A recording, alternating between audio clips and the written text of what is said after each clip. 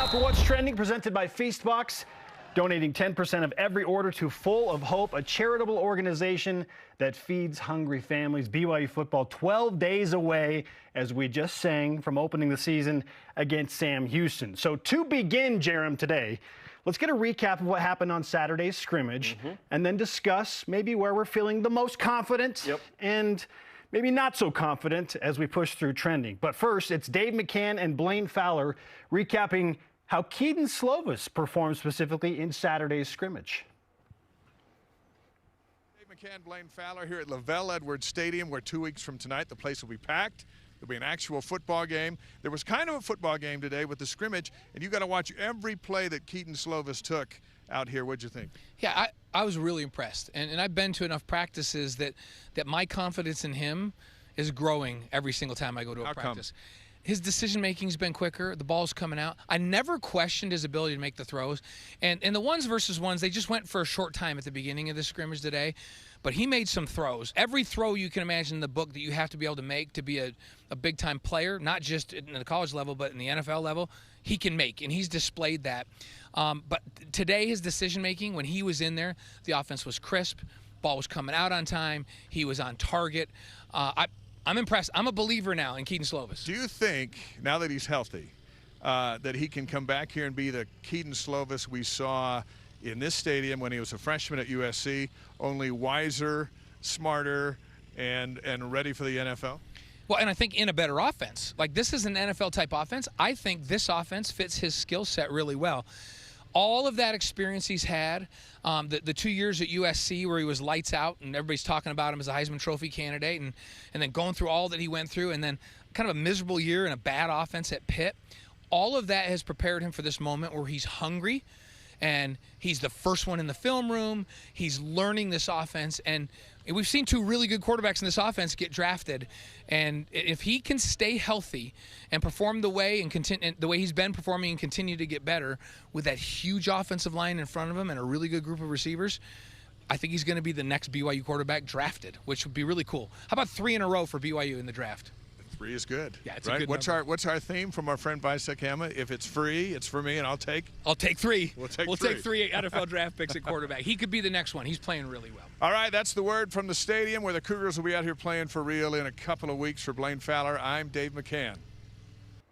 All right, Dave McCann and Blaine Fowler from Saturday's scrimmage. If it's free, take 3. If it's free, take 3. Is that what Vice says? It's Elder Sikaham. We're going to have to confirm that. Yeah. But I do like that approach. At Costco, I'm not taking 3, okay? I'm not going to publicly grab 3. I might 2, but 1. Who knows? Okay, yeah, Kedon Slovis is the key to this entire season, Spence. If Kedon Slovis is good, BYU's got a shot. Sure. A shot at what? At least making a bowl game. Maybe 8 wins is in the cards, high end, it feels like, for BYU. If they go beyond that, that's unbelievable. If he's not good or somehow, knock on wood, if you're one of those people, gets injured, I think it's hard for BYU to feel like they could have a good season. So Kedon Slovis, that right arm, that everything with him, a lot of this season is contingent on his success. And so hopefully Kedon's as good as we think he'll be this year. Without question, the pressure of the quarterback position is very much that. The season rides largely on how your quarterback plays, how healthy he stays, how much he can endure, his ability to overcome adversity. If Kedon Slovis can stay healthy and be on the field for the majority of the time and keep that right shoulder good, then yes, BYU's success, or it depends on how you define success for BYU bowl game football. Plus. Right? 6 wins, 7 wins, 8 wins, if you want to start throwing on the blue goggles. Yes, this is the plot of a quarterback at the Division I level and certainly the professional level. And we say that because there's not a Baylor Romney sitting there.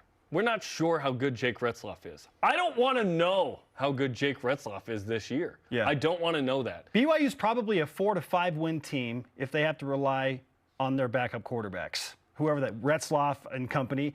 With Kedon Slovis, if he's healthy, I feel like BYU's a 7-win team. They got a chance to get in the 6 to 8 range, and who knows, maybe it's better than we think. Because defensively, BYU needs to be much better, of course. As good as Kedon is, certainly the defense weighs into this as well, although Kedon's the number one thing to me.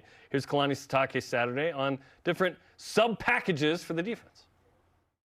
Yeah, we have our subgroups, but it's a one in, one out, and we want our best guys on the field, and there's only so many reps you can do with scout team, and so you need your ones and twos to basically get those looks, and a lot of the stuff that the twos get are going to have to be from watching film, but the ones need all the looks they can get, and they need all the work in terms of getting in the best shape they can. That comes with making sure that they see all the looks in practice.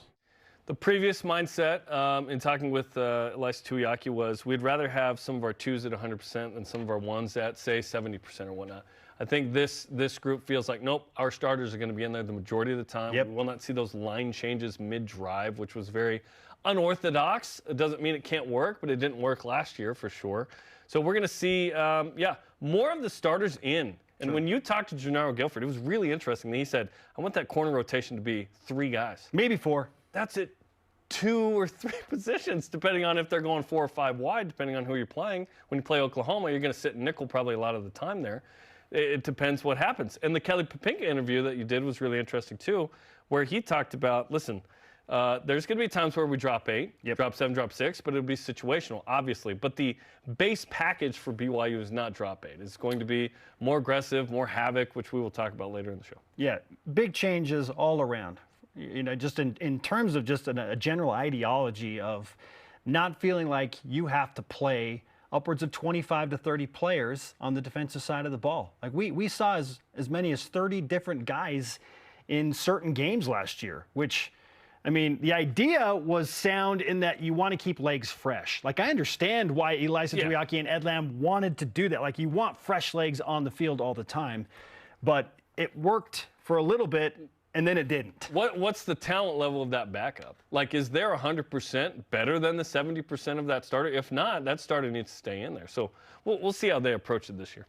On to the offensive side of the ball. One of the growing conversations at camp this year is the development of the tight end room. Not just with Isaac Rex getting healthy, but some newcomers behind him, Jarom. Brand new guys. Like this room feels very confident that they're going to have multiple big-time impact players, contributors, and it's not going to be just about Isaac Rex. But here is Isaac on the depth of the tight end room specifically. Well, we'll start off with Tava, experienced guy, played at SUU, has a lot of games under his belt. He's a great blocker. He can catch the ball too, and he knows the offense from SUU because there's similar offense coordinators there, and so he came in and just played right away. There was no learning curve for him.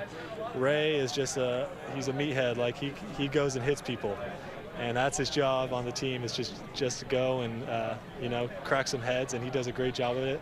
We have to get him up to speed with the playbook a little, but he can really hit. And he's super athletic. Tony and Ethan, they're obviously great route running tight ends, and Tony's been really stepping up, I feel like, and same with Ethan, and even Bentley Redden, he's a new face, long, lengthy guy. He'll be really good in the future. And then Mason, and there's a lot of guys that are stepping up and doing great. Okay, Isaac is referring to the depth of the tight end room and by first name. So, I mean, to be fully clear, did everyone follow along there? Let's put on and put out the full names of some of the guys that he's mentioning. We'll walk through it. Started with Mata Avataise. Like Mata, he said new guy from SU is a dude that was just plug and play.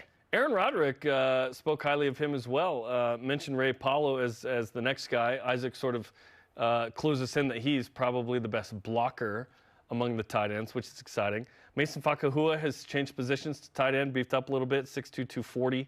And there's some young studs in here. Anthony Olsen, who called him Tony. Yeah. Ethan Erickson, we saw catching an incredible touchdown against ECU. Yeah, he's made meaningful plays already. Yes. Obviously, Isaac is the headline there.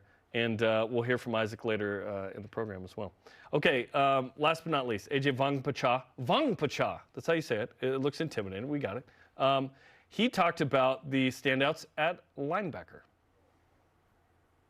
There's been a ton of guys, honestly. I mean, obviously Ben's a stud, and even Max Tooley, the older guys, but kind of the younger guys. Glasker's been a dude. Seen his progression from week to week and day by day. Him, and then a ton of the younger guys, especially the guys who just came in, just learning and just getting better. So AJ, to his credit, has been not a surprise per se, but just a very, very welcome addition. They had high hopes for him, and he has stepped in and filled and hit those expectations, at least through fall camp thus far. You talk to a number of the staff, and certainly, and I've spoken with a few people that watched every snap of the scrimmage on Saturday, and the consensus is he is the glue guy for that linebacker room that really completes them. You know, Ben Bywater and Max Tooley. He walks in and Ben Bywater says, "You complete with me?" Essentially, yes. Let's go. Essentially, yes. A Jerry Maguire moment, if you will. Max and Ben. But AJ is a dude that kind of just brings that whole group together, that solidifies the linebackers. And I like that because I know that that's a lot to ask. And in this defense run by Jay Hill, like, the linebackers are going to be asked to do a little bit more and be a little bit more aggressive. And they're going to be kind of moving all over the field. And so you need super athletic, versatile guys. Like, what is Ben Bywater? Athletic, versatile. What is Max Tooley? Athletic, versatile. AJ is also that way. And I heard one guy say he's the glue for the linebackers room. We needed that. That's great because they needed some experience. We were a little concerned at how young they were. Isaiah Glasgow had not played a ton. Ace and Micah Kafusi had not played a ton. Harrison Taggart comes over from Oregon. He's still a young pup. Like, he's like a year and a half away from prom. Like, he went to Oregon for a couple games. He's at BYU. He is one of those future guys. But for now, the senior experience of Ben Bywater, Max Tooley, and AJ Vongpacha, those are your three starters at linebacker, with some nice young pups coming up behind who have waited their turn. In the case of the Kafusis, kind of their first or maybe second year, where they're still learning as well. And then you have some other talent there. Like, Sialia Serra sitting there was this big-time four-star linebacker out of Timpview BYU got. He may not see as much time on the field initially. That's what you want. You want them to learn the system, beef up, get stronger and faster. Then they have an opportunity. And maybe it's this year, should there be an aptitude or injury. You don't want that. But you want the experienced guys who make plays to be out there first, and then you go from there, especially in this defense. Now, I got the following text message, and I'm not going to tell you who it is, but he is. Tell me, though. He is somebody that I trust. Like, I trust his football opinion. I just want to see very, what very much. Show me where. Okay, so here's. Okay, I see it. So this is a man who watched every snap and was dialed in. Yep. I just asked him for his thoughts after Saturday. I said, "Okay, tell me what you think about the defense specifically." And speaking of AJ, he said, "He was a standout to me on defense. He is the real deal and makes that starting backer crew, if it's AJ, Ben Bywater, and Tooley, as good as any in the Big 12.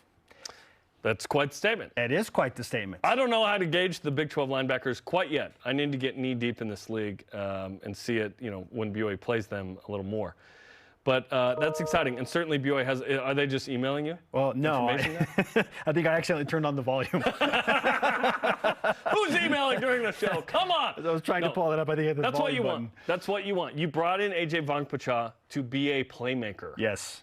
Jay Hill at practice has said multiple times, "I need playmakers. Who's going to make a play?" And these three will be part of that playmaking crew. Man, based on that statement, the linebackers on defense, maybe in this said analyst's opinion, are the best position group on that side of the ball. I would say right now, in terms of experience and previous production, yes. D-line has some proving to do. No Micah Harper puts you in a pinch. That's tough with the safeties. At the back end a little bit. But there's good experience and talent at all those positions with the starters.